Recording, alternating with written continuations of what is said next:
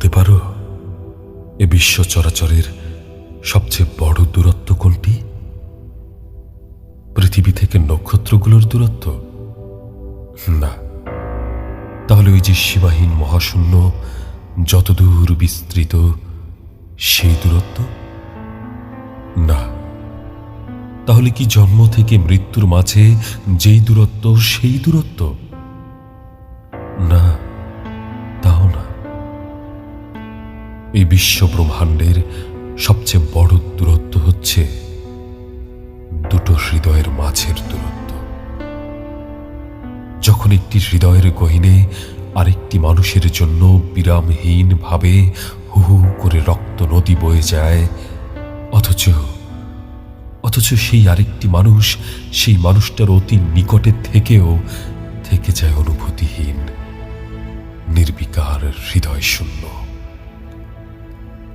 একটি মানুষ দিনের পর দিন ঘুমহীন রাত পার করে দেয়, তিলে তিলে হয়ে যায় কঙ্কাল সার রুগ্ন, অথচ সেই আরেকটি মানুষ তা জেনেও স্বার্থপরের মতো থেকে যায় উদাসীন, ভাবলেশীন, মমতা শূন্য। প্রিয় মানুষটিকে একটিবার ছোঁয়ার জন্য গোপনে গোপনে ভেঙে চুরমার হয়ে যায় কত মানুষ এই পৃথিবীতে। অথচ প্রিয় মানুষটি তার অতি কাছে থেকেও সেই মানুষটি পারে না তাকে একটিবারের জন্য ছুঁতে। একটি মানুষ দিব্যি হাসছে, আনন্দ করছে, খেলছে, দৌড়াচ্ছে, অথচ তারই অতি নিকটে আরেকটি মানুষ খুব করুণ ভাবে ছিন্ন ভিন্ন হয়ে যাচ্ছে।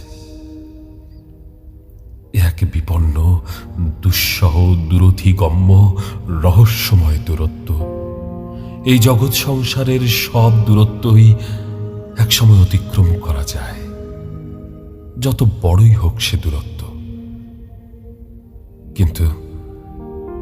কিন্তু দুটো হৃদয়ের মাঝের এই অদৃশ্য, দুষ্প্রবেশ্য, অতি কাছের দূরত্ব কখনো অতিক্রম করা যায় না। দিনে দিনে তা ক্রমান্বয়ে বাড়তে বাড়তে